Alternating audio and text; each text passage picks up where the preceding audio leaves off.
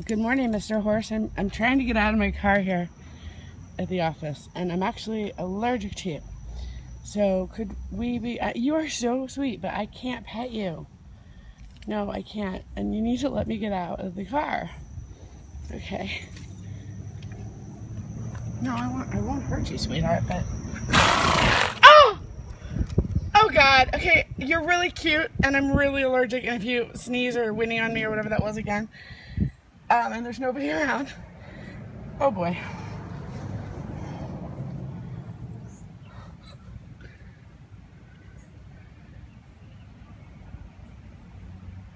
Oh no, now he's got a friend over there. See?